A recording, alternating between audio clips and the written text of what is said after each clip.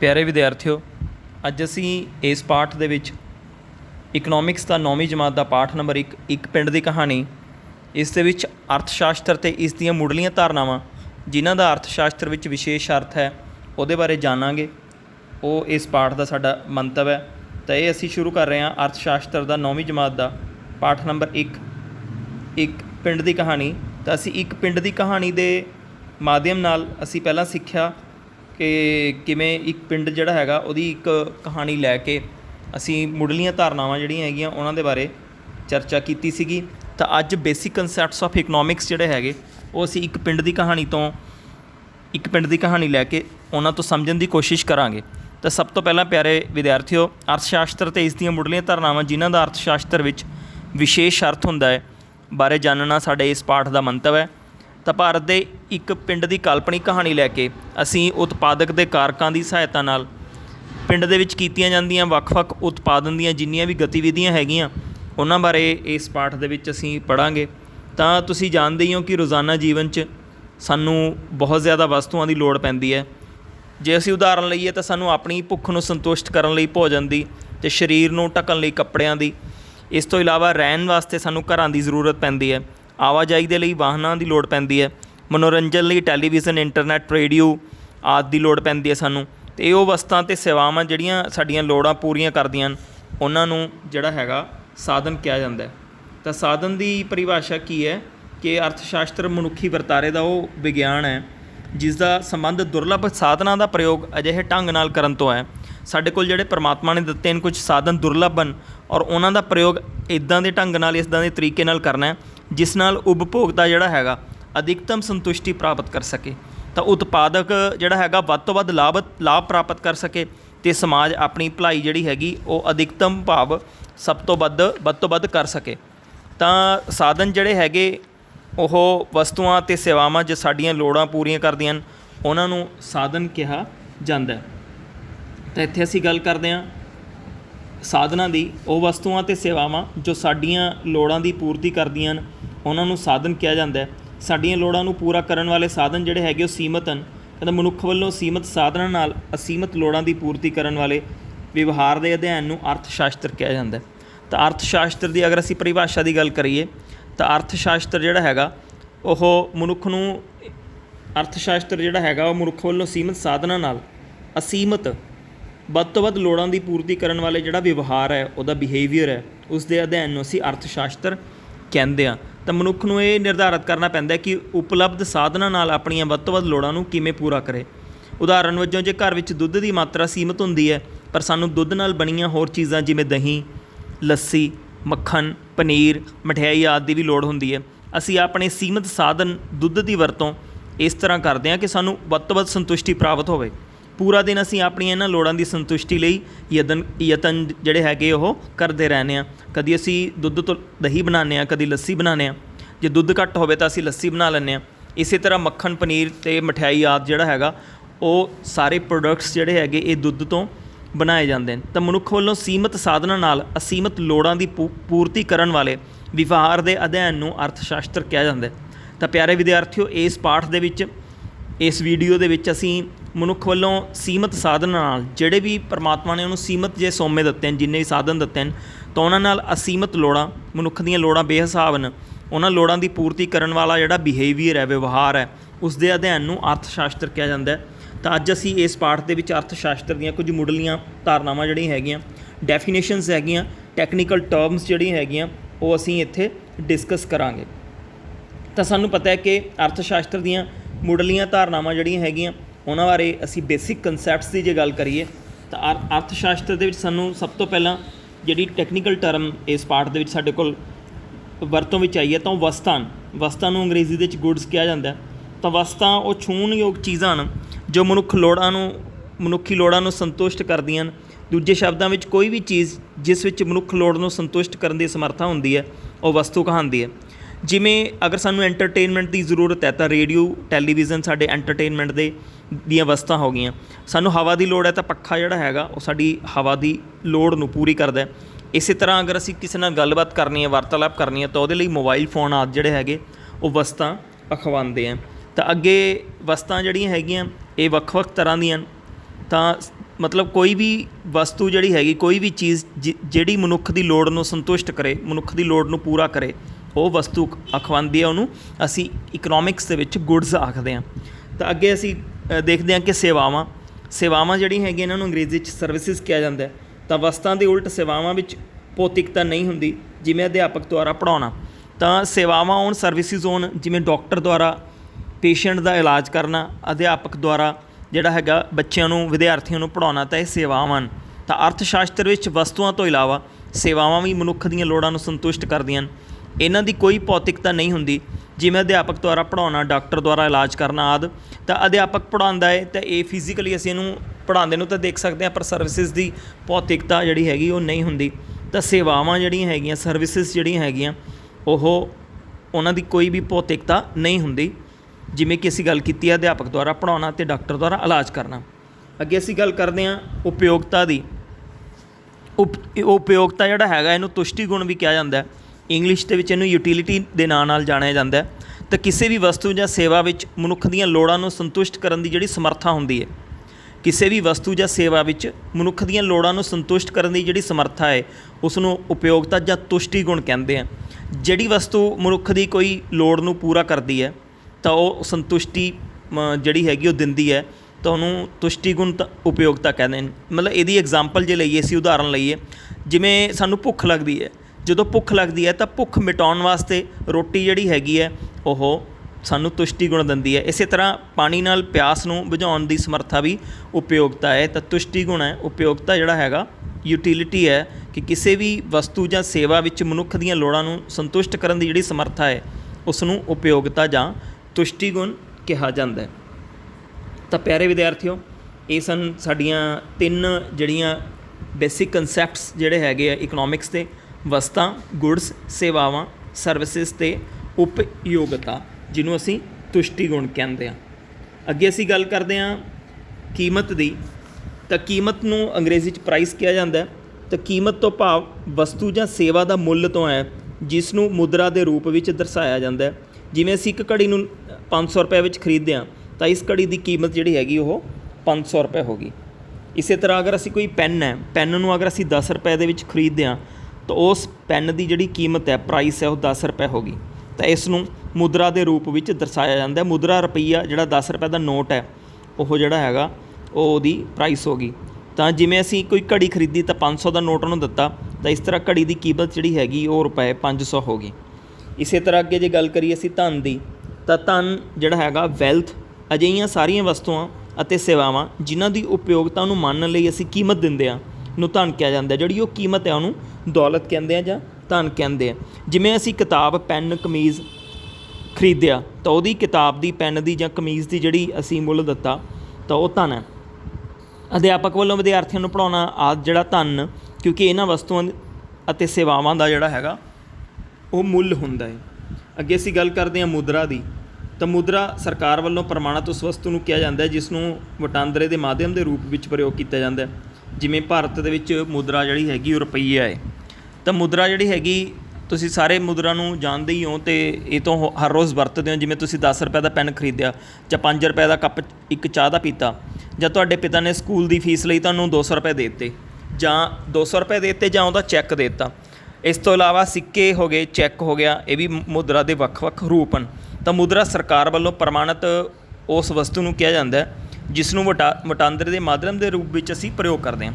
ਤਾਂ ਜਿਹੜੀ ਵੀ ਸਰਕਾਰ ਹੁੰਦੀ ਹੈ, ਕੋਈ ਵੀ ਸਰਕਾਰ, ਤਾਂ ਉਹ ਸਰਕਾਰ ਜਿਹੜੀ ਹੈਗੀ ਉਹ ਪ੍ਰਮਾਣਿਤ ਵਸਤੂ, ਇੱਕ ਪ੍ਰਮਾਣਿਤ ਵਸਤੂ ਦਾ ਪ੍ਰਯੋਗ ਕਰਦੀ ਹੈ, ਉਸ ਦਾ ਇਸਤੇਮਾਲ ਕਰਦੀ ਹੈ, ਜਿਸ ਦੇ ਨਾਲ ਕਿ ਜਿਹੜੀ ਕਿ ਮੁਦਰਾ ਖਵਾਉਂਦੀ ਹੈ। ਤਾਂ ਵੱਖ-ਵੱਖ ਦੇਸ਼ਾਂ ਦੀਆਂ ਮੁਦਰਾਵਾਂ ਜਿਹੜੀਆਂ ਹੈਗੀਆਂ ਵੱਖ-ਵੱਖ ਹਨ। ਜਿਵੇਂ ਭਾਰਤ ਦੇ ਵਿੱਚ ਅਸੀਂ ਗੱਲ ਕਰੀਏ ਤਾਂ ਭਾਰਤ ਦੇ ਵਿੱਚ ਮੁਦਰਾ ਜਿਹੜੀ ਹੈਗੀ ਉਹਦੀ ਜਿਹੜੀ ਉਦਾਹਰਨ ਹੈ ਉਹ ਰੁਪਈਆ ਹੈ। ਐਵੇਂ ਅਮਰੀਕਾ ਅਤੇ ਕੈਨੇਡਾ ਦੇ ਵਿੱਚ ਇਹਨਾਂ ਨੂੰ ਡਾਲਰ ਦੇ ਰੂਪ ਵਿੱਚ ਵੇਖਿਆ ਜਾਂਦਾ। ਅਤੇ ਇੰਗਲੈਂਡ ਦੇ ਵਿੱਚ ਜਿਹੜੀ ਹੈਗੀ ਮੁਦਰਾ ਉਹ ਪੌਂਡ ਹੈ। ਤਾਂ ਮੁਦਰਾ ਦੀਆਂ ਜਿਹੜੀਆਂ ਵੱਖ-ਵੱਖ ਇਹਦੀਆਂ ਵਿਸ਼ੇਸ਼ਤਾਵਾਂ ਹੁੰਦੀਆਂ ਹਨ।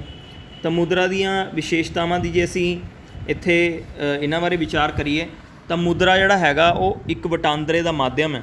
ਅਸੀਂ ਕੋਈ ਵੀ ਚੀਜ਼ ਖਰੀਦਣੀ ਹੈ ਤਾਂ ਉਹਦੇ ਬਦਲੇ ਅਸੀਂ ਮਨੀ, ਪੈਸਾ ਜਿਹੜਾ ਹੈਗਾ ਰੁਪਈਆ ਪੇ ਕਰਦੇ ਹਾਂ, ਤਾਂ ਉਹ ਮੁਦਰਾ ਹੋ ਗਈ। ਤਾਂ ਇਹ ਮੁੱਲ ਦੀ ਪ੍ਰਮਾਣਿਕ ਇਕਾਈ ਹੈ। ਤਾਂ ਮੁੱਲ ਜਿਹੜਾ ਹੈਗਾ ਉਹਦੀ ਪ੍ਰਮਾਣਿਕ ਇਕਾਈ ਮੁਦਰਾ ਹੀ ਹੈ। ਭਵਿੱਖ ਵਿੱਚ ਕੀਤੇ ਜਾਣ ਵਾਲੇ ਭੁਗਤਾਨ ਦਾ ਮਾਧਿਅਮ ਹੈ। ਅਸੀਂ ਕੋਈ ਵੀ ਪੇਮੈਂਟ ਕਰਨੀ ਹੈ, ਅਸੀਂ ਕੋਈ ਵਸਤੂ ਖਰੀਦਣੀ ਹੈ ਤਾਂ ਉਹਦਾ ਜਿਹੜਾ ਭੁਗਤਾਨ ਕਰਨਾ ਹੈ ਤਾਂ ਉਹ ਭੁਗਤਾਨ ਦਾ ਮਾਧਿਅਮ ਜਿਹੜਾ ਹੈਗਾ ਉਹ ਮੁਦਰਾ ਹੈ। ਇਸੇ ਤਰ੍ਹਾਂ ਮੁਦਰਾ ਜਿਹੜੀ ਹੈਗੀ ਇਹਨੂੰ ਸਰਕਾਰ ਵੱਲੋਂ ਇਸ ਨੂੰ ਜਿਹੜੀ ਹੈਗੀ ਮਾਨਤਾ ਦਿੱਤੀ ਜਾਂਦੀ ਹੈ। ਤਾਂ ਮੁਦਰਾ ਕਿਸੇ ਵੀ ਥਾਂ 'ਤੇ ਅਸੀਂ ਇਹਨੂੰ ਲੈ ਕੇ ਜਾ ਸਕਦੇ ਹਾਂ ਅਤੇ ਮੁਦਰਾ ਦਾ ਅਸੀਂ ਵਸਤਾਂ ਖਰੀਦਣ ਦੇ ਲਈ ਉਪਯੋਗ ਕਰ ਸਕਦੇ ਹਾਂ। ਮੁਦਰਾ ਤੋਂ ਬਾਅਦ ਅਸੀਂ ਜੇ ਗੱਲ ਕਰੀਏ ਤਾਂ ਡਿਮਾਂਡ ਦੀ, ਤਾਂ ਡਿਮਾਂਡ ਜਿਹੜੀ ਹੈਗੀ ਇਹਨੂੰ ਅਸੀਂ ਮੰਗ ਕਹਿੰਦੇ ਹਾਂ। ਤਾਂ ਮੰਗ ਜਿਹੜੀ ਹੈਗੀ ਇੱਕ ਵਸਤੂ ਹੈ ਜਿਹਨੂੰ ਕਿ ਮੰਗ ਜਿਹੜੀ ਹੈਗੀ ਵਸਤੂ ਦੀ ਮਾਤਰਾ ਨੂੰ ਦਰਸਾਉਂਦੀ ਹੈ, ਜਿਸ ਨੂੰ ਉਪਭੋਗੀ ਇੱਕ ਨਿਸ਼ਚਿਤ ਸਮੇਂ 'ਤੇ ਜਿਹੜਾ ਹੈਗਾ ਹਰ ਸੰਭਵ ਕੀਮਤ 'ਤੇ ਖਰੀਦਣ ਦੇ ਯੋਗ ਅਤੇ ਇੱਛੁਕ ਹੁੰਦਾ। ਤਾਂ ਜਿਵੇਂ ਜਦੋਂ ਅਸੀਂ ਇੱਕ ਵਿਅਕਤੀ ਜਿਹੜਾ ਹੈਗਾ ਉਹ 1 ਰੁਪਏ ਪ੍ਰਤੀ ਚਾਕਲੇਟ ਕੀਮਤ 'ਤੇ 5 ਚਾਕਲੇਟ ਖਰੀਦਣ ਲਈ ਤਿਆਰ ਹੁੰਦਾ ਤਾਂ ਮੰਗ ਜਿਹੜੀ ਹੈਗੀ ਉਹ 5 ਚਾਕਲੇਟ ਹੋ ਜਾਂਦੀ ਹੈ।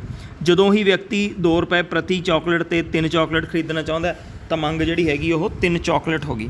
ਇਸੇ ਤਰ੍ਹਾਂ ਜਦੋਂ ਵਸਤੂਆਂ ਦੀਆਂ ਕੀਮਤਾਂ ਜ਼ਿਆਦਾ ਹੁੰਦੀਆਂ ਤਾਂ ਬਾਜ਼ਾਰ ਵਿੱਚ ਉਹ ਵਸਤੂ ਦੀ ਮੰਗ ਘੱਟ ਹੁੰਦੀ ਹੈ, ਅਤੇ ਜਦੋਂ ਵਸਤੂਆਂ ਦੀਆਂ ਕੀਮਤਾਂ ਘੱਟ ਜਾਂਦੀਆਂ ਤਾਂ ਉਹਨਾਂ ਦੀ ਮੰਗ ਵੀ ਵੱਧ ਜਾਂਦੀ ਹੈ। ਇਹ ਜਿਹੜਾ ਹੈਗਾ ਵਾਈਸੀ ਵਰਸਾ ਚੱਲਦਾ ਹੈ।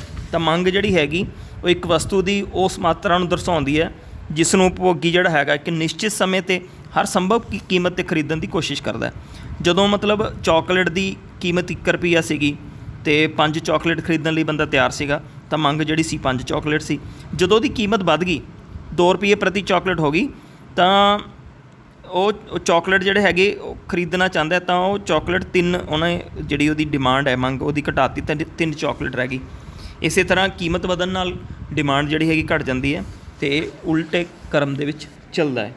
ਤਾਂ ਅੱਗੇ ਅਸੀਂ ਗੱਲ ਕਰਦੇ ਹਾਂ ਡਿਮਾਂਡ ਤੋਂ ਬਾਅਦ ਪੂਰਤੀ ਦੀ। ਤਾਂ ਪੂਰਤੀ ਜਿਹੜੀ ਹੈਗੀ ਇਹਨੂੰ ਸਪਲਾਈ ਕਹਿੰਦੇ ਨੇ। ਤਾਂ ਪੂਰਤੀ ਤੋਂ ਭਾਵ ਕਹਿੰਦਾ ਵਸਤੂਆਂ ਦੀ ਉਹ ਮਾਤਰਾ ਹੈ ਜਿਹੜੀ ਇੱਕ ਵਿਕਰੇਤਾ ਇੱਕ ਨਿਸ਼ਚਿਤ ਸਮੇਂ 'ਤੇ ਕਹਿੰਦਾ ਵਿਕਰੇਤਾ ਨਿਸ਼ਚਿਤ ਸਮੇਂ 'ਤੇ ਜਿਹੜੀ ਨਿਸ਼ਚਿਤ ਕੀਮਤ 'ਤੇ ਵੇਚਣ ਲਈ ਤਿਆਰ ਹੁੰਦਾ। ਕਹਿੰਦਾ ਜੇ ਅਸੀਂ ਉਦਾਹਰਨ ਦੀ ਅਸੀਂ ਗੱਲ ਕਰੀਏ ਤਾਂ ਉਦਾਹਰਨ ਵਜੋਂ ਕਹਿੰਦਾ ਵਿਕਰੇਤਾ ਕੋਲ 50 ਚਾਕਲੇਟ ਹਨ। ਜਦੋਂ ਕੀਮਤ 5 ਰੁਪਏ ਪ੍ਰਤੀ ਚਾਕਲੇਟ ਹੁੰਦੀ ਹੈ ਤਾਂ ਵਿਕਰੇਤਾ ਕੋਈ ਵੀ ਚਾਕਲੇਟ ਵੇਚਣਾ ਨਹੀਂ ਚਾਹੁੰਦਾ, ਪਰ ਜਦੋਂ ਕੀਮਤ ਵੱਧ ਕੇ 10 ਰੁਪਏ ਪ੍ਰਤੀ ਚਾਕਲੇਟ ਹੁੰਦੀ ਹੈ ਤਾਂ ਵਿਕਰੇਤਾ ਜਿਹੜਾ ਹੈਗਾ ਉਹ 10 ਚਾਕਲੇਟ ਵੇਚਣ ਲਈ ਤਿਆਰ ਹੋ ਜਾਂਦਾ। ਇਸੇ ਤਰ੍ਹਾਂ ਪੂਰਤੀ 10 ਚਾਕਲੇਟ ਹੋ ਗਈ ਹੈ ਨਾ। ਜਦੋਂ ਕੀਮਤ ਵੱਧ ਕੇ 20 ਰੁਪਏ ਪ੍ਰਤੀ ਚਾਕਲੇਟ ਹੋਈ ਤਾਂ ਵਿਕਰੇਤਾ ਜਿਹੜਾ ਹੈਗਾ ਉਹ ਕੇਵਲ 30 ਚਾਕਲੇਟ ਵੇਚਦਾ ਹੈ ਅਤੇ ਇਸ ਨਾਲ ਪੂਰਤੀ ਜਿਹੜੀ ਹੈਗੀ ਉਹ ਵਿਕਰੇਤਾ ਦੀ 30 ਚਾਕਲੇਟ ਵੇਚਣ ਨਾਲ 30 ਚਾਕਲੇਟ ਹੋ ਗਈ। ਜਦੋਂ ਵਸਤੂਆਂ ਦੀ ਕੀਮਤ ਜ਼ਿਆਦਾ ਹੁੰਦੀ ਹੈ ਤਾਂ ਉਤਪਾਦਕ ਜਾਂ ਵਿਕਰੇਤਾ ਜਿਹੜਾ ਹੈਗਾ ਜ਼ਿਆਦਾ ਤੋਂ ਜ਼ਿਆਦਾ ਵਸਤੂਆਂ ਬਾਜ਼ਾਰ ਵਿੱਚ ਵੇਚਣ ਲਈ ਲਿਆਉਂਦਾ ਅਤੇ ਵਸਤੂਆਂ ਦੀ ਘੱਟ ਕੀਮਤ 'ਤੇ ਵਿਕਰੇਤਾ ਜਿਹੜਾ ਹੈਗਾ ਵਸਤੂਆਂ ਦੀ ਪੂਰਤੀ ਘੱਟ ਕਰ ਦਿੰਦਾ। ਤਾਂ ਇਹ ਪੂਰਤੀ ਹੈ, ਪੂਰਤੀ ਨੂੰ ਅੰਗਰੇਜ਼ੀ ਦੇ ਵਿੱਚ ਸਪਲਾਈ ਕਿਹਾ ਜਾਂਦਾ। ਅੱਗੇ ਅਸੀਂ ਗੱਲ ਕਰਦੇ ਹਾਂ ਬਾਜ਼ਾਰ ਦੀ, ਮੰਡੀ ਦੀ। ਤਾਂ ਆਮ ਕਹਿੰਦਾ ਬੋਲਚਾਲ ਦੀ ਭਾਸ਼ਾ 'ਚ ਬਾਜ਼ਾਰ ਤੋਂ ਭਾਵ ਉਹ ਥਾਂ ਹੈ ਜਿੱਥੇ ਖਰੀਦਦਾਰ ਅਤੇ ਵਿਕਰੇਤਾ ਆਪਸ ਵਿੱਚ ਮਿਲਦੇ ਨੇ ਅਤੇ ਆਪਸ ਦੇ ਵਿੱਚ ਜਿਹੜੇ ਹੈਗੇ ਉਹ ਮਿਲ ਕੇ ਵਸਤੂਆਂ ਨੂੰ ਖਰੀਦਦੇ ਨੇ ਅਤੇ ਵੇਚਦੇ ਨੇ। ਪਰੰਤੂ ਅਰਥ ਸ਼ਾਸਤਰ ਦੀ ਅਸੀਂ ਗੱਲ ਕਰੀਏ ਤਾਂ ਅਰਥ ਸ਼ਾਸਤਰ ਵਿੱਚ ਬਾਜ਼ਾਰ ਦਾ ਅਰਥ ਜਿਹੜਾ ਹੈਗਾ ਇੱਕ ਅਜਿਹਾ ਪ੍ਰਬੰਧ ਹੈ ਜਿੱਥੇ ਕਿ ਵਸਤੂਆਂ ਦੇ ਖਰੀਦਦਾਰ ਅਤੇ ਵਿਕਰੇਤਾ ਮਤਲਬ ਬਾਜ਼ਾਰ ਜਿਹੜਾ ਹੈਗਾ ਅਜਿਹਾ ਪ੍ਰਬੰਧ ਹੈ ਜਿੱਥੇ ਵਸਤੂਆਂ ਦੇ ਖਰੀਦਦਾਰ ਅਤੇ ਵਿਕਰੇਤਾ ਆਪਸ 'ਚ ਸੰਪਰਕ ਕਰਕੇ ਵਸਤੂਆਂ ਨੂੰ ਵੇਚਦੇ ਨੇ ਅਤੇ ਖਰੀਦਦੇ ਨੇ। ਇਹ ਜ਼ਰੂਰੀ ਨਹੀਂ ਕਿ ਉਹ ਇੱਕ ਦੂਜੇ ਦੇ ਸਾਹਮਣੇ ਹੋ ਕੇ ਖਰੀਦਣ ਜਾਂ ਵੇਚਣ, ਬਲਕਿ ਨਾ ਉਹ ਮਤਲਬ ਔਨਲਾਈਨ ਵੀ ਜਿਵੇਂ ਅੱਜ ਕੱਲ੍ਹ ਚੱਲਦਾ ਹੈ ਤਾਂ ਉਹ ਕਿਸੇ ਵੀ ਤਰੀਕੇ ਨਾਲ ਇੱਕ ਦੂਜੇ ਦੇ ਸੰਪਰਕ ਵਿੱਚ ਆ ਕੇ ਖਰੀਦ ਵੇਚ ਕਰ ਲੈਂਦੇ ਨੇ। ਜਿਵੇਂ ਟੈਲੀਫੋਨ 'ਤੇ ਉਹਨਾਂ ਨੇ ਕੋਈ ਵਸਤੂ ਖਰੀਦ ਲਈ, ਈਮੇਲ ਕਰਕੇ ਕੋਈ ਵਸਤੂ ਔਨਲਾਈਨ ਖਰੀਦ ਲਈ, ਤਾਂ ਇਹ ਬਾਜ਼ਾਰ ਹੈ ਜਿਸ ਦੇ ਵਿੱਚ ਵਿਕਰੇਤਾ ਵੇਚਣ ਵਾਲਾ ਔਰ ਖਰੀਦਦਾਰ ਜਿਹੜਾ ਹੈਗਾ ਉਹ ਭਾਵੇਂ ਆਮਣੇ ਸਾਹਮਣੇ ਹੋਣ, ਭਾਵੇਂ ਉਹ ਔਨਲਾਈਨ ਜਾਂ ਆਫਲਾਈਨ ਹੋ ਕੇ ਸੰਪਰਕ ਕਰਨ ਇੱਕ ਦੂਜੇ ਨਾਲ। ਤਾਂ ਅਜੋਕੇ ਸਮੇਂ 'ਚ ਔਨਲਾਈਨ ਖਰੀਦਦਾਰੀ ਦਾ ਰੁਝਾਨ ਵੀ ਵੱਧ ਗਿਆ ਤਾਂ ਇਹ ਬਾਜ਼ਾਰ ਹੈ, ਮੰਡੀ ਹੈ। ਅੱਗੇ ਅਸੀਂ ਗੱਲ ਕਰਾਂਗੇ ਲਾਗਤ ਦੀ। ਤਾਂ ਲਾਗਤ ਜਿਹੜੀ ਹੈਗੀ ਹੈ, ਲਾਗਤ ਵਸਤੂ ਦੇ ਉਤਪਾਦਨ ਤੋਂ ਲੈ ਕੇ ਵਿਕਰੀ ਕਰਨ ਦੀ ਮੁਦਰਾ ਦੇ ਰੂਪ ਵਿੱਚ ਜਿਹੜੀ ਵੀ ਮਤਲਬ ਰਾਸ਼ੀ ਖਰਚ ਕੀਤੀ ਜਾਂਦੀ ਹੈ ਉਹਨੂੰ ਲਾਗਤ ਕਿਹਾ ਜਾਂਦਾ ਹੈ। ਇਹਦੀ ਉਦਾਹਰਣ ਇਹ ਹੈ ਕਿ ਉਤਪਾਦਕ ਨੂੰ ਜਦੋਂ ਵਸਤੂਆਂ ਦੇ ਉਤਪਾਦਨ ਤੋਂ ਲੈ ਕੇ ਉਹਨਾਂ ਨੂੰ ਬਾਜ਼ਾਰ ਵਿੱਚ ਵੇਚਣ ਤੱਕ ਬਹੁਤ ਸਾਰੇ ਖਰਚੇ, ਜਿਵੇਂ ਉਹਨੇ ਪਹਿਲਾਂ ਕੱਚਾ ਮਾਲ ਖਰੀਦ ਕੇ ਲੈ ਕੇ ਆਉਣਾ, ਫਿਰ ਕੱਚਾ ਮਾਲ ਖਰੀਦਣ ਤੋਂ ਬਾਅਦ ਉਹਨੇ ਮਜ਼ਦੂਰੀ ਦੇਣੀ ਹੈ, ਮਜ਼ਦੂਰ ਨੂੰ ਉਹਦੀ ਦਿਹਾੜੀ ਦੇਣੀ ਹੈ, ਫਿਰ ਬਿਜਲੀ ਦਾ ਵੀ ਉਹਨੇ ਖਰਚ ਕਰਨਾ ਹੈ। ਇਸ ਤੋਂ ਇਲਾਵਾ ਉਸ ਦੇ ਕੋਲ ਟੂਲਸ ਵਗੈਰਾ ਹੈਗੇ, ਡਾਈਜ਼ ਹੈਗੀਆਂ, ਉਹਨਾਂ ਦੀ ਵਰਤੋਂ ਕਰਨੀ ਹੈ। ਤਾਂ ਇਹ ਸਾਰੀ ਲਾਗਤ ਜਿਹੜੀ ਹੈਗੀ ਹੈ ਉਹ ਲਾਗਤ ਦੇ ਰੂਪ ਦੇ ਵਿੱਚ ਖਰਚ ਆਉਂਦੀ ਹੈ, ਤਾਂ ਉਹਦੇ 'ਤੇ ਉਸ ਨੂੰ ਖਰਚ ਕਰਨਾ ਪੈਂਦਾ। ਤਾਂ ਅੱਗੇ ਆਮਦਨ ਦੀ ਜੇ ਅਸੀਂ ਗੱਲ ਕਰੀਏ ਤਾਂ ਆਮਦਨ ਜਿਹੜੀ ਹੈਗੀ ਵਸਤੂਆਂ ਦੀ ਵਿਕਰੀ ਅਤੇ ਸੇਵਾਵਾਂ ਪ੍ਰਦਾਨ ਕਰਨ ਦੇ ਬਦਲੇ ਜਿਹੜੀ ਕਿ ਇੱਕ ਵਿਅਕਤੀ ਨੂੰ ਰਾਸ਼ੀ ਪ੍ਰਾਪਤ ਹੁੰਦੀ ਹੈ ਉਹਨੂੰ ਆਮਦਨ ਕਹਿੰਦੇ ਨੇ।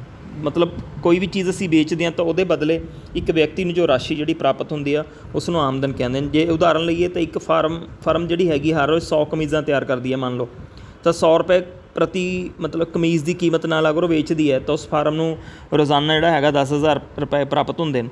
अर्थशास्त्र विच जिहड़ी 10,000 की रकम है ये फार्म है जिहड़ी उहदी आमदन है।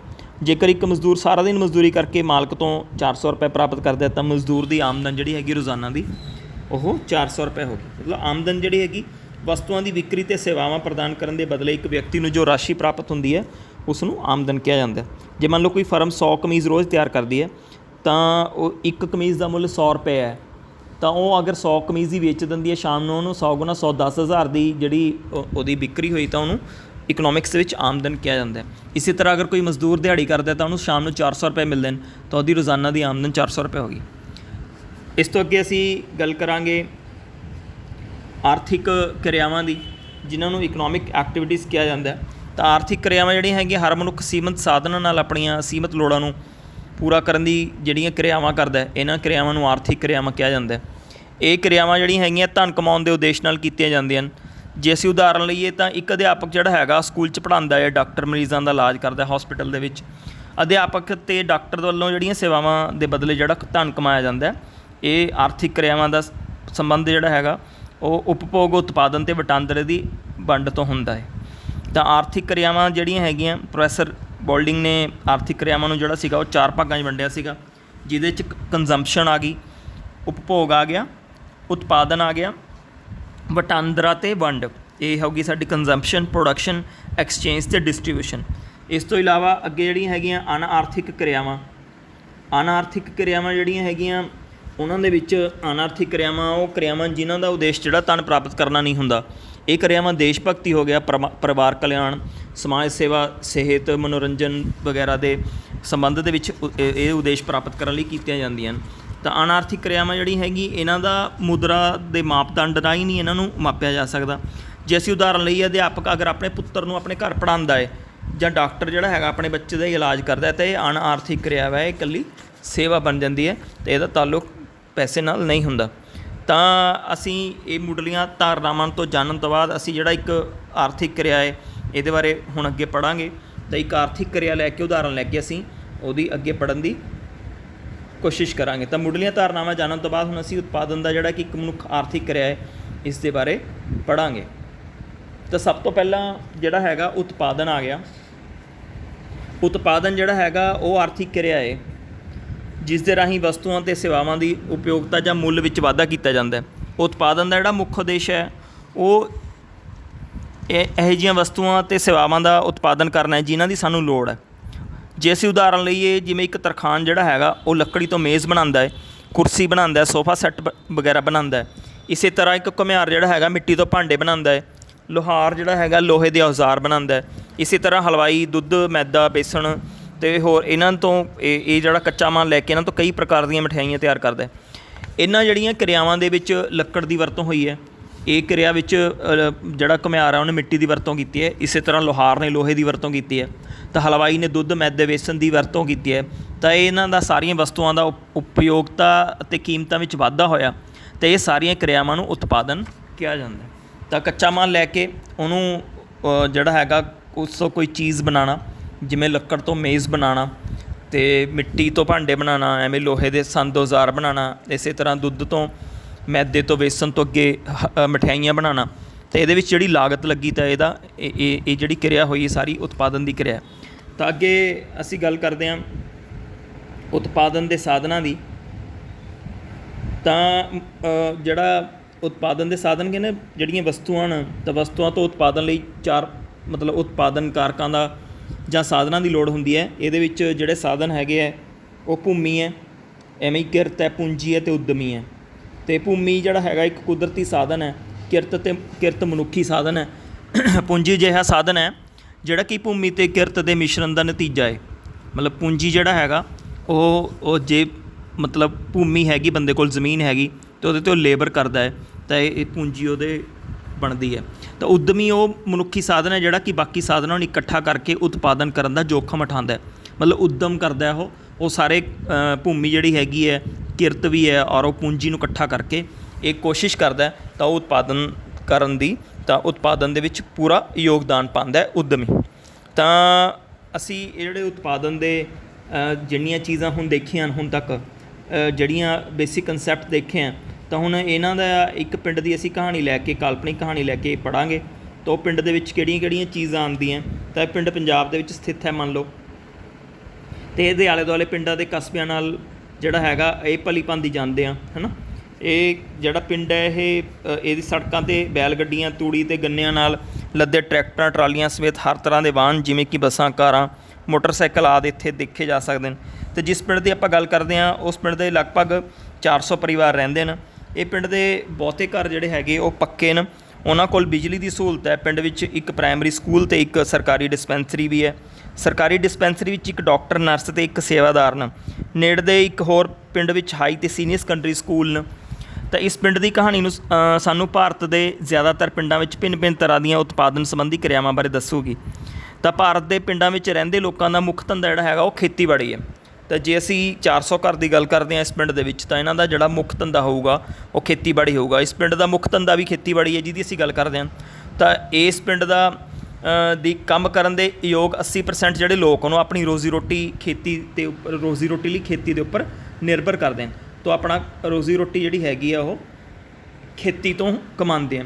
ਜਿਵੇਂ ਕਿ ਹਰ ਉਤਪਾਦਨ ਲਈ 4 ਕਾਰਕਾਂ ਭੂਮੀ, ਕਿਰਤ, ਪੂੰਜੀ ਅਤੇ ਉਦਮੀ ਦੀ ਲੋੜ ਹੁੰਦੀ ਹੈ, ਉਸੇ ਤਰ੍ਹਾਂ ਖੇਤੀ ਦੇ ਉਤਪਾਦਨ ਲਈ ਵੀ ਇਹ 4 ਕਾਰਕ ਜਿਹੜੇ ਹੈਗੇ ਉਹਨਾਂ ਦੀ ਲੋੜ ਹੁੰਦੀ ਹੈ। ਤਾਂ ਇਹ 4 ਕਾਰਕ ਜਿਹੜੇ ਖੇਤੀ ਦੇ ਉਤਪਾਦਨ ਲਈ ਜਿਨ੍ਹਾਂ ਦੀ ਲੋੜ ਹੁੰਦੀ ਹੈ, ਉਹ ਸਭ ਤੋਂ ਪਹਿਲਾ ਜਿਹੜਾ ਕਾਰਕ ਹੈ ਉਹ ਭੂਮੀ ਹੈ। ਤਾਂ ਭੂਮੀ ਜਿਹੜੀ ਹੈਗੀ ਹੈ ਉਹ ਖੇਤੀ ਲਈ ਸਭ ਤੋਂ ਬੇਸਿਕ ਚੀਜ਼ ਹੈ। ਖੇਤੀਯੋਗ ਭੂਮੀ ਖੇਤੀ ਉਤਪਾਦਨ ਦਾ ਜਿਹੜਾ ਮੁੱਖ ਸਾਧਨ ਹੈ ਅਤੇ ਇੱਕ ਕੁਦਰਤੀ ਦੇਣ ਹੈ। ਪਿੰਡ ਵਿੱਚ ਜੇ ਭੂਮੀ ਦਾ ਖੇਤਰ ਸੀਮਿਤ ਅਤੇ ਨਿਸ਼ਚਿਤ ਹੁੰਦਾ ਹੈ, ਪਰ ਜਨਸੰਖਿਆ ਜਿਹੜੀ ਹੈਗੀ ਉਹ ਹਰ ਸਾਲ ਵੱਧਦੀ ਰਹਿੰਦੀ ਹੈ। ਤਾਂ ਖੇਤੀਯੋਗ ਭੂਮੀ ਨੂੰ ਵਧਾਇਆ ਨਹੀਂ ਜਾ ਸਕਦਾ ਕਿਉਂਕਿ ਪਿੰਡ ਦੇ ਨਾਲ ਲੱਗਦੀ ਜ਼ਮੀਨ ਦੂਜੇ ਪਿੰਡ ਦੀ ਹੈ, ਦੂਜੇ ਪਿੰਡ ਦੇ ਲੋਕਾਂ ਦੀ ਹੈ। ਹਾਲਾਂਕਿ ਭੂਮੀ ਸਥਿਰ ਹੈ, ਇਸ ਦੇ ਵੱਖ-ਵੱਖ ਹਿੱਸਿਆਂ ਦੀ ਉਪਜਾਊ ਸ਼ਕਤੀ ਵੱਖੋ ਵੱਖਰੀ ਹੈ। ਤਾਂ ਭੂਮੀ ਦੀਆਂ ਵਿਸ਼ੇਸ਼ਤਾਵਾਂ ਜਿਹੜੀਆਂ ਹੈਗੀਆਂ ਉਹ ਭੂਮੀ ਕੁਦਰਤ ਵੱਲੋਂ ਦਿੱਤੀ ਹੋਈ ਇੱਕ ਅਨਮੁੱਲੀ ਸੌਗਾਤ ਹੈ। ਤਾਂ ਭੂਮੀ ਦੀ ਪੂਰਤੀ ਸੀਮਿਤ ਹੈ ਅਤੇ ਭੂਮੀ ਸਥਿਰ ਹੈ, ਭੂਮੀ ਨੂੰ ਅਸੀਂ ਮੂਵ ਨਹੀਂ ਕਰ ਸਕਦੇ। ਤਾਂ ਇਹ ਭੂਮੀ ਹੈ, ਭੂਮੀ ਕੁਦਰਤ ਵੱਲੋਂ ਦਿੱਤੀ ਗਈ ਅਨਮੁੱਲੀ ਸੌਗਾਤ ਹੈ। ਤਾਂ ਭੂਮੀ ਦੀ ਪੂਰਤੀ ਸੀਮਿਤ ਹੈ, ਭੂਮੀ ਜਿਹੜੀ ਹੈਗੀ ਸਥਿਰ ਹੈ। ਤਾਂ ਪੰਜਾਬ ਵਿੱਚ ਭੂਮੀ ਦਾ ਜਿਹੜੀ ਮਾਪਦੰਡ ਇਕਾਈ ਹੈ ਉਹ ਹੈਕਟੇਅਰ ਹੈ।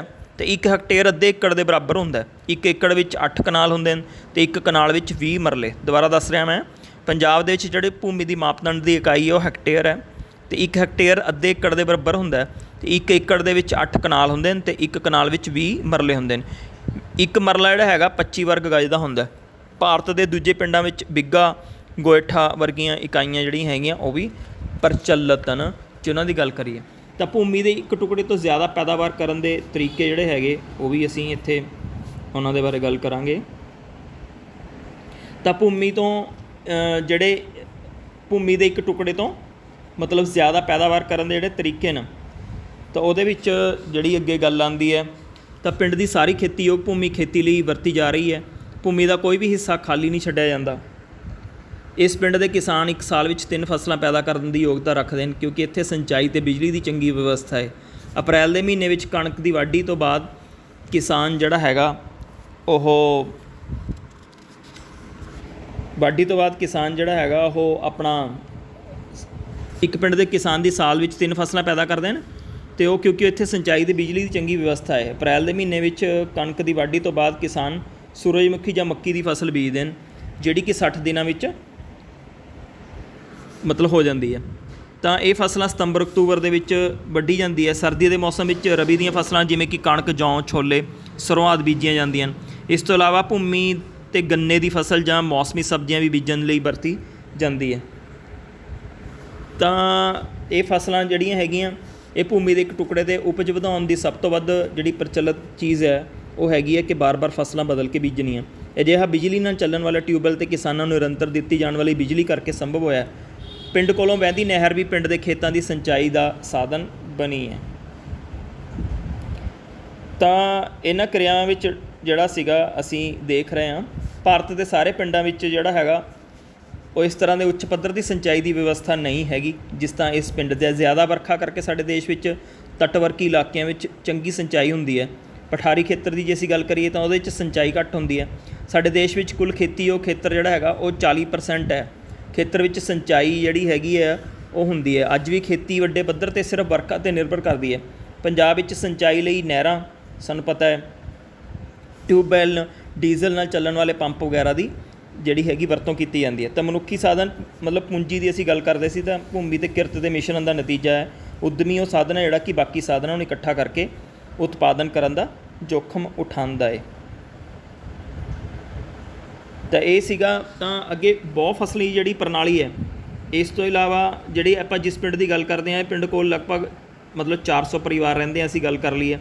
ਅਤੇ ਪਿੰਡ ਦੇ ਬਹੁਤੇ ਘਰ ਪੱਕੇ ਨੇ ਅਤੇ ਇੱਥੇ ਦੇ 80% ਲੋਕ ਜਿਹੜੇ ਹੈਗੇ ਆ ਉਹ ਖੇਤੀ ਕਰਦੇ ਨੇ। ਅਤੇ ਇਸ ਪਿੰਡ ਦਾ ਅਸੀਂ ਦੇਖਿਆ ਸੀ ਮਤਲਬ ਖੇਤੀ ਲਈ ਪਿੰਡ ਦੀਆਂ ਮੁੱਖ ਕਿਰਿਆਵਾਂ, ਪਿੰਡ ਦਾ ਦ੍ਰਿਸ਼ ਵੀ ਇੱਥੇ ਦਿਖਾਇਆ ਗਿਆ। ਅਤੇ ਇਸ ਤੋਂ ਬਾਅਦ ਅਸੀਂ ਅੱਗੇ ਦੇਖਿਆ ਕਿ ਇਹ ਭੂਮੀ ਜਿਹੜੀ ਹੈਗੀ ਕੁਦਰਤੀ ਦੇਣ ਹੈ, ਤਾਂ ਭੂਮੀ ਕੁਦਰਤ ਵੱਲੋਂ ਦਿੱਤੀ ਗਈ ਇੱਕ ਅਣਮੁੱਲੀ ਸੌਗਾਤ ਹੈ।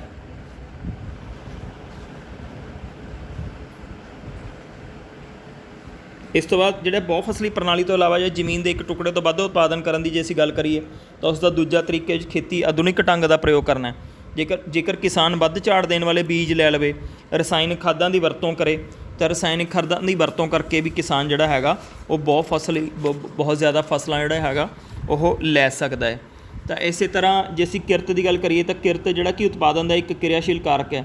ਇਹਦੇ ਬਾਰੇ ਚਰਚਾ ਕਰਾਂਗੇ। ਆਮ ਤੌਰ 'ਤੇ ਕਿਰਤ ਦਾ ਅਰਥ ਕਿਸੇ ਵੀ ਤਰ੍ਹਾਂ ਦੇ ਸਰੀਰਕ ਅਤੇ ਮਾਨਸਿਕ ਕੰਮ ਤੋਂ ਹੈ ਜਿਹੜਾ ਕਿ ਕਿਸੇ ਉਦੇਸ਼ ਵਾਸਤੇ ਕੀਤਾ ਜਾਂਦਾ ਹੈ। ਪਰ ਅਰਥ ਸ਼ਾਸਤਰ ਵਿੱਚ ਕਿਰਤ ਦਾ ਅਰਥ ਜਿਹੜਾ ਹੈਗਾ ਮਨੁੱਖ ਦੇ ਸਾਰੇ ਉਪਰਾਲਿਆਂ ਤੋਂ ਹੈ, ਭਾਵੇਂ ਉਹ ਸਰੀਰਕ ਹੋਵੇ ਭਾਵੇਂ ਮਾਨਸਿਕ ਹੋਣ, ਜਿਹੜੇ ਕਿ ਧਨ ਪ੍ਰਾਪਤੀ ਲਈ ਕੀਤੇ ਜਾਂਦੇ ਨੇ। ਜੇਕਰ ਕੋਈ ਵਿਦਿਆਰਥੀ ਆਪਣੀ ਖੁਸ਼ੀ ਲਈ ਕੋਈ ਖੇਡ ਖੇਡਦਾ ਹੈ, ਤਾਂ ਸਨੇਹ ਨਾਲ ਆਪਣੇ ਜਾਂ ਮਾਂ ਆਪਣੇ ਪਿਆਰ ਨਾਲ ਸਨੇਹ ਨਾਲ ਬੱਚੇ ਦੀ ਦੇਖਭਾਲ ਕਰਦੀ ਹੈ, ਤਾਂ ਇਹ ਕਿਰਤ ਨਹੀਂ ਮੰਨੀ ਜਾਵੇਗੀ, ਕਿਉਂਕਿ ਉਹਨਾਂ ਨੇ ਇਹ ਕੰਮ ਲਈ ਪੈਸੇ ਕਮਾਉਣ ਦੇ ਉਦੇਸ਼ ਨਾਲ ਨਹੀਂ ਕੀਤਾ। ਪਰ ਜਦੋਂ ਕ੍ਰਿਕਟ ਦਾ ਕੋਚ ਜਾਂ ਫੁੱਟਬਾਲ ਦਾ ਕੋਚ ਖਿਡਾਰੀਆਂ ਨੂੰ ਖੇਡਣਾ ਸਿਖਾਉਂਦਾ ਹੈ, ਜਾਂ ਨਰਸ ਹਸਪਤਾਲ ਵਿੱਚ ਬੱਚੇ ਦੀ ਦੇਖਭਾਲ ਕਰਦੀ ਹੈ, ਤਾਂ ਇਹ ਕਿਰਿਆਵਾਂ ਕਿਰਤ ਅਖਾਉਂਦੀਆਂ ਹਨ, ਕਿਉਂਕਿ ਇਹ ਆਰਥਿਕ ਵਿੱਤੀ ਜਿਹੜੀ ਹੈਗੀ ਹੈ ਮਿਹਨਤਾਨਾ ਪ੍ਰਾਪਤ ਕਰਨ ਲਈ ਕੀਤੀਆਂ ਗਈਆਂ। ਤਾਂ ਕਿਰਤ ਦੀਆਂ ਵਿਸ਼ੇਸ਼ਤਾਵਾਂ ਹੈਗੀਆਂ, ਇਹ ਕਿਰਿਆਸ਼ੀਲ ਸਾਧਨ ਹੈ। ਕਿਰਤ ਦੀ ਪੂਰਤੀ ਨੂੰ ਵਧਾਇਆ ਜਾਂ ਘਟਾਇਆ ਜਾ ਸਕਦਾ। ਭਾਰਤ ਵਿੱਚ ਕਿਰਤੀਆਂ ਦੀ ਜਨਸੰਖਿਆ ਬਹੁਤ ਵੱਧ ਹੈ। ਕਿਰਤ ਨੂੰ ਵੇਚਿਆ ਅਤੇ ਖਰੀਦਿਆ ਜਾਂਦਾ ਹੈ। ਤਾਂ ਕਿਰਤ ਜਿਹੜੀ ਹੈਗੀ ਹੈ ਉਹ ਗਤੀਸ਼ੀਲ ਵੀ ਹੈ। ਤਾਂ ਅੱਗੇ ਕੈਪੀਟਲ ਦੀ ਅਸੀਂ ਗੱਲ ਕੀਤੀ ਸੀ, ਪੂੰਜੀ ਦੀ। ਪੂੰਜੀ ਤੋਂ ਭਾਵ ਵਿਅਕਤੀ ਵੱਲੋਂ ਬਣਾਈਆਂ ਗਈਆਂ ਉਹ ਵਸਤੂਆਂ ਜਿਹੜੀਆਂ ਕਿ ਹੋਰ ਵਸਤੂਆਂ ਦੇ ਉਤਪਾਦਨ ਵਿੱਚ ਪ੍ਰਯੋਗ ਹੁੰਦੀਆਂ ਹਨ, ਅਤੇ ਇਹ ਉਤਪਾਦਨ ਦਾ ਉਤਪਾਦਿਤ ਸਾਧਨ ਹੈ। ਤਾਂ ਪੂੰਜੀ ਇਸ ਪਿੰਡ ਦੀ ਅਸੀਂ ਗੱਲ ਕਰੀਏ, ਤਾਂ ਇਸ ਪਿੰਡ ਦੇ ਜਿਹਦੀ ਅਸੀਂ 400 ਦੀ ਆਬਾਦੀ ਹੈ, ਇਸ ਪਿੰਡ ਦੇ ਲੋਕ ਵੀ ਪੂੰਜੀ ਦੀ ਪੂਰੀ ਵਰਤੋਂ ਕਰਦੇ ਨੇ। ਤਾਂ ਇਸੇ ਤਰ੍ਹਾਂ ਪੂੰਜੀ ਦੀਆਂ ਜਿਹੜੀਆਂ ਵਿਸ਼ੇਸ਼ਤਾਵਾਂ, ਮਨੁੱਖ ਜਿਹੜਾ ਹੈਗਾ ਇੱਕ ਕਿਰਤ ਦਾ ਸਾਧਨ ਹੈ, ਇਹ ਉਤਪਾਦਨ ਦਾ ਗੌਣ ਸਾਧਨ ਹੈ। ਪੂੰਜੀ ਜਿਹੜੀ ਹੈਗੀ ਉਹ ਸੁਤੰਤਰ ਹੁੰਦੀ ਹੈ, ਅਤੇ ਪੂੰਜੀ ਦੀ ਜਿਹੜੀ ਹੈਗੀ ਕਸਾਈ ਵੀ ਹੁੰਦੀ ਰਹਿੰਦੀ ਹੈ। ਅਤੇ ਐਂਟਰਪ੍ਰੇਨਰ ਜਿਹੜਾ ਉੱਦਮੀ ਹੈ, ਅਸੀਂ ਉੱਦਮੀ ਦੀ ਗੱਲ ਕੀਤੀ ਸੀ, ਤਾਂ ਇਸ ਪਿੰਡ ਦੇ ਲੋਕ ਵੀ ਉੱਦਮੀ ਨੇ, ਉੱਦਮ ਕਰਦੇ ਨੇ। ਉਹ ਜਿਹੜਾ ਉੱਦਮੀ ਉਤਪਾਦਨ ਦੀ ਕਿਰਿਆ ਵਿੱਚ ਆਰਥਿਕ ਨਿਰਣੇ ਲੈਂਦਾ ਹੈ ਅਤੇ ਜੋਖਮ ਉਠਾਉਂਦਾ। ਤਾਂ ਕਿਹੜੀ ਵਸਤੂ ਦਾ ਅਤੇ ਉਸ ਵਸਤੂ ਦੀ ਕਿੰਨੀ ਜਿਹੜੀ ਮਾਤਰਾ ਹੈ ਉਹਦੇ ਵਿੱਚ ਉਤਪਾਦਨ ਕਰਨਾ, ਤਾਂ ਇਹ ਉੱਦਮੀ ਕਰਦਾ ਹੈ। ਤਾਂ ਉੱਦਮੀ ਦੀਆਂ ਜਿਹੜੀਆਂ ਵਿਸ਼ੇਸ਼ਤਾਵਾਂ ਉਹ ਇਹ ਨੇ ਕਿ ਉਹ ਲਾਭ ਦੇ ਉਦੇਸ਼ ਨਾਲ ਕੰਮ ਕਰਦਾ ਹੈ, ਜੋਖਮ ਉਠਾਉਂਦਾ ਹੈ ਉਹ, ਅਤੇ ਉਹ ਉਤਪਾਦਨ ਦੇ ਬਾਕੀ ਸਾਧਨਾਂ ਜਿਵੇਂ ਭੂਮੀ, ਕਿਰਤ ਅਤੇ ਪੂੰਜੀ ਦੇ ਵਿੱਚ ਤਾਲਮੇਲ ਕਰਕੇ ਉਹ ਉਤਪਾਦਨ ਕਰਦਾ ਹੈ। ਤਾਂ ਸਾਡਾ ਅਸੀਂ ਜਿਹੜੀ ਪਿੰਡ ਦੀ ਐਗਜ਼ਾਮਪਲ ਲਈ ਹੈ, ਇਹਦੇ ਲੋਕ ਵੀ ਉੱਦਮੀ ਨੇ, ਤਾਂ ਇਹ ਵੀ ਉੱਦਮ ਕਰਦੇ ਹੈ ਹੈ ਨਾ।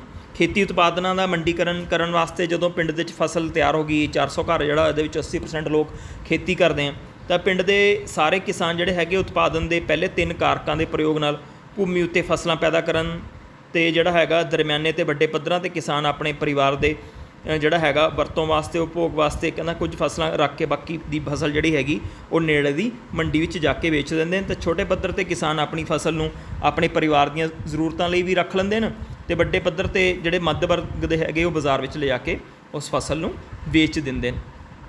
ਤਾਂ ਅਸੀਂ ਸੰਖੇਪ ਦੇ ਵਿੱਚ ਦੇਖੀਏ ਤਾਂ ਅਰਥ ਸ਼ਾਸਤਰ ਜਿਹੜਾ ਹੈਗਾ ਮਨੁੱਖ ਦੀਆਂ ਸੀਮਿਤ ਲੋੜਾਂ ਨੂੰ ਮਤਲਬ ਜਿਹੜੀਆਂ ਅਸੀਮਿਤ ਲੋੜਾਂ ਹੈਗੀਆਂ ਜਿਹੜੀਆਂ ਇਹਨਾਂ ਤੋਂ ਬਿਨਾਂ ਹੋਰ ਜਿਹੜੀਆਂ ਲੋੜਾਂ ਨੂੰ ਸੀਮਿਤ ਸਾਧਨਾਂ ਰਾਹੀਂ ਸੰਤੁਸ਼ਟ ਕਰਨ ਦੀ ਕਿਰਿਆ ਜਿਹੜੀਆਂ ਕੀਤੀਆਂ ਗਈਆਂ ਕਿਰਿਆਵਾਂ ਉਹਨਾਂ ਦਾ ਅਧਿਐਨ ਹੈ। ਤਾਂ ਉਤਪਾਦਨ ਜਿਹੜਾ ਹੈਗਾ ਉਹ ਆਰਥਿਕ ਕਿਰਿਆਵਾਂ ਦੀ ਉਹ ਕਿਸਮ ਹੈ ਜਿਸ ਰਾਹੀਂ ਵੱਖ-ਵੱਖ ਵਸਤੂਆਂ ਅਤੇ ਸੇਵਾਵਾਂ ਦਾ ਮੁੱਲ ਅਤੇ ਉਪਯੋਗਤਾ ਜਿਹੜਾ ਹੈਗਾ ਉਹ ਤੁਸ਼ਟੀ ਗੁਣ ਦੇ ਵਿੱਚ ਵਾਧਾ ਕੀਤਾ ਜਾਂਦਾ ਹੈ। ਤਾਂ ਉਤਪਾਦਨ ਦੇ 4 ਮਨੁੱਖ ਸਾਧਨ ਭੂਮੀ, ਕਿਰਤ, ਪੂੰਜੀ ਅਤੇ ਉੱਦਮੀ। ਤਾਂ ਭੂਮੀ ਕੁਦਰਤ ਦਾ ਜਿਹੜਾ ਹੈਗਾ ਮੁਫਤ ਤੋਹਫਾ ਹੈ ਅਤੇ ਇਸ ਦੀ ਪੂਰਤੀ ਸਥਿਰ ਹੈ, ਅਤੇ ਆਰਥਿਕ ਲਾਭ ਲਈ ਕੀਤੀਆਂ ਗਈਆਂ ਮਨੁੱਖੀ ਕਿਰਿਆਵਾਂ ਕਿਰਤ ਅਖਵਾਉਂਦੀਆਂ। ਤਾਂ ਉਤਪਾਦਨ ਦਾ ਸਾਧਨ ਕਿਰਤ ਵੱਧ ਮਾਤਰਾ ਵਿੱਚ ਮਿਲਦਾ ਹੈ, ਪਰ ਖੇਤੀ ਵਿੱਚ ਕਿਰਤ ਦਾ ਪ੍ਰਯੋਗ ਜਿਹੜਾ ਹੈਗਾ ਉਹ ਸੀਮਿਤ ਹੈ। ਤਾਂ ਇਹ ਅਸੀਂ ਗੱਲ ਕਰ ਰਹੇ ਸੀ ਅੱਜ ਸਾਡੇ ਇੱਕ ਪਿੰਡ ਦੀ ਕਹਾਣੀ ਦੁਆਰਾ ਅਸੀਂ ਮੁੱਢਲੀਆਂ ਧਾਰਨਾਵਾਂ ਬਾਰੇ ਜਾਣਕਾਰੀ ਜਿਹੜੀ ਹੈਗੀ ਉਹ ਇਸ ਪਾਠ 'ਚੋਂ ਪ੍ਰਾਪਤ ਕੀਤੀ।